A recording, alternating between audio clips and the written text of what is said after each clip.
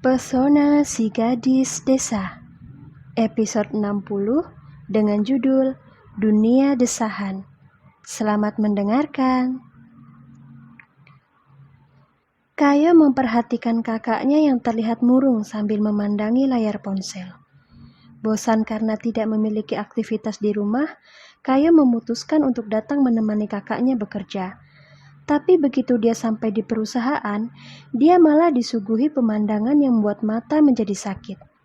Casanova ini kembali dilanda kegalauan, dan Kayo yakin sekali pasti ini ada hubungannya dengan Luri.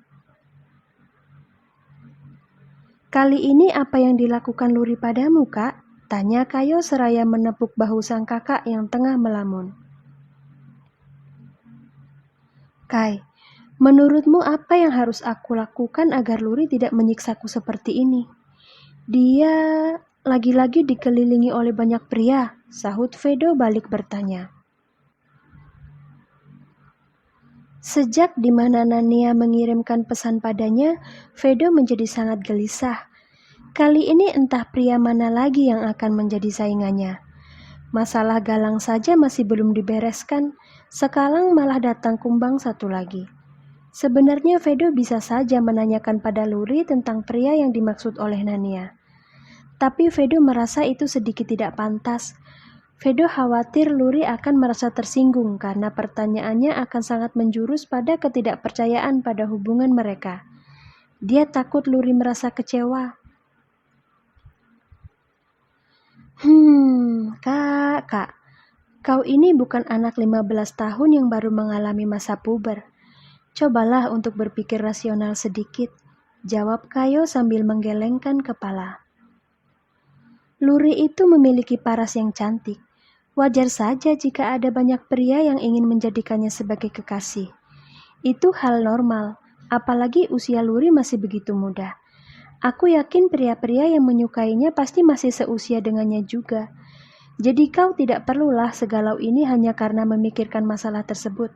Santai saja, kalau memang jodoh, Luri pasti tidak akan berpindah ke lain hati. Percaya padaku, Kak. Itu dia masalahnya, Kai. Kami terpisah jarak. Aku takut dia tidak kuat menahan kerinduan lalu memutuskan untuk mendua. Nania bilang orang yang datang menjenguk Luri sangat tampan dan juga kaya raya. Aku takut diduakan olehnya. Kayo memutar bola matanya jengah mendengar ucapan sang kakak. Yang benar saja, jelas-jelas di sini kakaknya lah yang menggila gara-gara menahan rindu. Entah bagaimana caranya dia bisa memutarbalikkan fakta seolah Luri lah yang begitu tergila-gila. Dasar Casanova aneh. Jangan beralibi dengan menjadikan Luri sebagai kambing hitam atas masalah ini, Kak. Bilang saja kalau kaulah yang sebenarnya tidak bisa tinggal berjauhan darinya. Dasar kadal buntung. Hei, kenapa kau malah mengatai kakakmu sendiri sih, Kai? Casanova setampan ini kau sebut kadal buntung. Lalu apa kabar para hidung belang yang berkeliaran di luaran sana? Peternakan buaya? Protes Vedo tak terima mendengar olokan yang dilayangkan oleh sang adik. Kayo tertawa dengan sangat puas melihat kakaknya merajuk. Sungguh, meski sang kakak terkadang bertingkah sedikit kekanakan, tapi jarang sekali dia merajuk ketika diolok seperti ini. Biasanya sang kakak malah dengan senang hati membanggakan diri jika dicap sebagai kadal buntung. Akan tetapi sepertinya mulai sekarang respon Casanova ini akan sedikit berbeda. Sungguh menggelikan. Datang-datang bukannya menghibur, kau malah membuat moodku semakin memburuk, Kai. Pulang saja sana, usir Vedo sedikit kesal. Ya ampun, kau sampai segitunya membenci adik sendiri hanya gara-gara seorang gadis, Kak. Sahut Kayo berdecak heran. Dengar baik-baik ya kau Vedo Eiji, kalau kau memilih untuk menjalin hubungan jarak jauh, maka kau harus siap dengan segala konsekuensinya, entah itu diduakan atau bahkan dilupakan. Jarak antara Jepang dan Shanghai itu lumayan jauh, Kak. Kalau kau dan Luri tidak sama-sama menanam kepercayaan, hanya dalam sekejap hubungan kalian pasti akan hancur. Kau cemburu pada Luri hanya gara-gara ada pria yang mendekatinya. Lalu bagaimana dengan kau sendiri? Lupa ya siapa Kanita dan wanita-wanita yang sampai detik ini masih mengejarmu? Coba kakak pikirkan bagaimana perasaan Luri jika dia sampai tahu tentang kelakuan burukmu selama tinggal di sini. Dia pasti akan langsung berpikir 2 kali untuk menjalin hubungan serius dengan buaya darat sepertimu. Aku yakin itu. Dan begitu Kayo selesai bicara, Vedo langsung menelan ludah. Benar juga, selama ini Luri sama sekali tidak mengetahui sepak terjangnya dalam dunia desahan malam. Vedo jadi takut sendiri membayangkan jika salah satu dari mantannya ada yang membongkar rahasia ini. Lurinya pasti akan sangat terluka nanti. Lalu apa yang harus aku lakukan, Kai? Tanya Vedo sembari mengacak rambut. Dia frustasi sendiri memikirkan kisah percintaannya.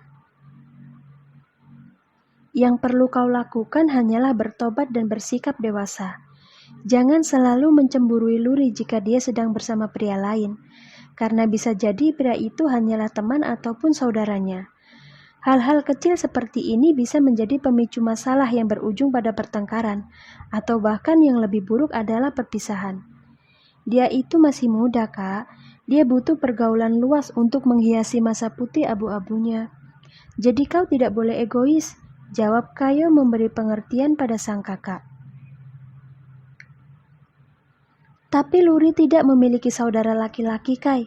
Hanya ada dia, Lucy, dan juga Nania.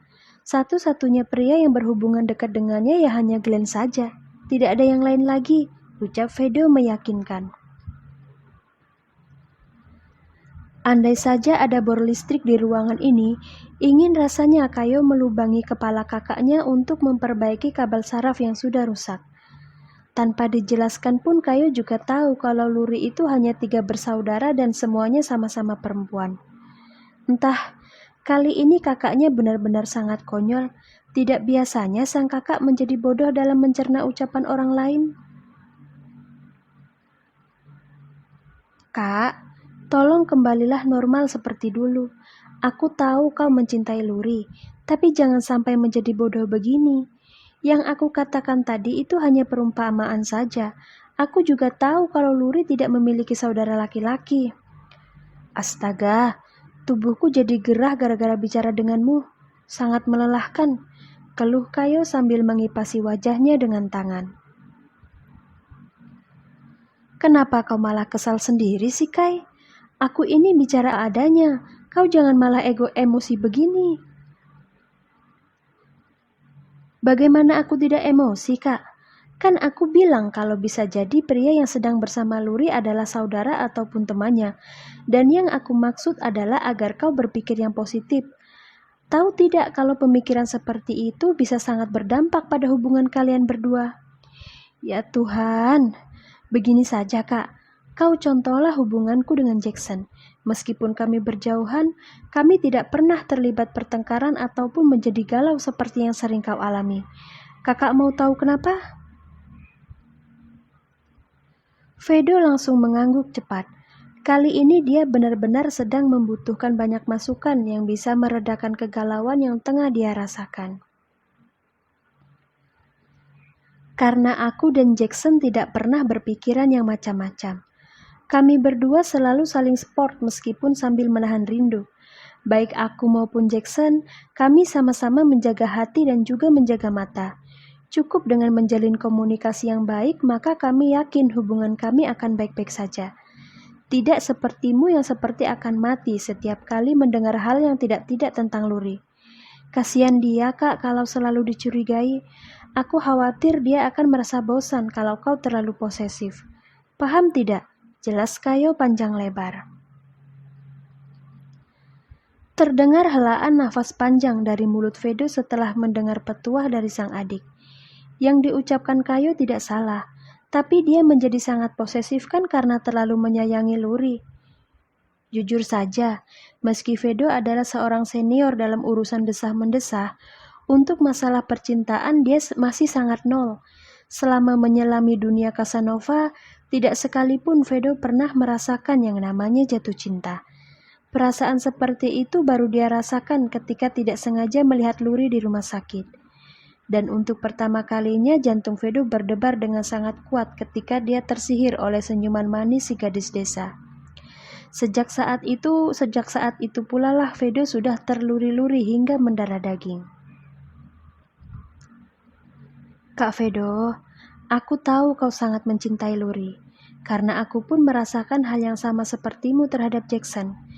Di sini aku hanya ingin mengingatkanmu kalau tidak semua wanita nyaman ketika diperlakukan dengan sangat posesif oleh pasangannya. Ada kalanya mereka akan merasa tertekan, bosan, atau bahkan merasa tidak dipercayai. Sedangkan kau sendiri belum terlalu lama mengenal Luri. Kau masih belum tahu dengan pasti seperti apa watak aslinya. Aku hanya takut kau patah hati jika memperlakukannya dengan cara yang berlebihan. Kau paham kan apa maksudku? Ucap Kayu tak tega melihat raut wajah sang kakak. Aku tahu aku memang sedikit kekanak-kanakan dalam menyikapi hal ini, Kai. Harus aku akui kalau ini adalah kali pertama aku jatuh cinta pada wanita. Jadi aku sama sekali tidak memiliki pengalaman tentang hal itu. Tapi terima kasih ya telah mengingatkan aku. Kau adalah saudara terbaik yang ada di dunia ini, sahut Vedo sembari menarik tubuh Kayo ke dalam pelukannya. Kayo mengangguk. Dia lega karena sekarang sang kakak telah berhasil mengatasi kegalauan yang tadi melanda hatinya. Mereka berdua berpelukan cukup lama sebelum akhirnya pelukan mereka terlepas saat ponsel milik kakaknya bergetar. Kak Vedo, apa yang sedang kau lakukan? Ini sudah siang. Apa kau sudah makan? Sepertinya keberadaanku sudah tidak dibutuhkan lagi di sini, sindir Kayo setelah mengintip pesan di ponsel sang kakak. Kau dan Luri adalah wanita yang akan selalu aku butuhkan di hidupku, Kai. Jadi jangan pernah berkata seperti itu lagi ya. Kakakmu yang tampan ini akan selalu menyayangimu. Kau harus ingat itu, sahut Vedo dengan raut wajah yang sangat serius. Iya ya, ya sudah sana balas dulu pesan dari Luri. Dia pasti sedang menunggu balasan darimu. Kau jangan cemburu ya, ledek Vedo kemudian mengerlingkan mata. Kayo hanya tertawa saja mendengar ledekan kakaknya. Tak ingin mengganggu, Kayo pun mengambil ponsel miliknya lalu mengirim pesan pada Jackson. Entah kenapa melihat kakaknya yang begitu bahagia menerima pesan dari Luri, Kayo jadi terpikir untuk melakukan hal yang sama terhadap calon suaminya itu. Jackson pasti akan sangat senang jika dia memberinya perhatian meski hanya lewat tulisan. Calon suamiku, jangan lupa makan siang. Aku akan menghajarmu kalau kau sampai jatuh sakit. I miss you.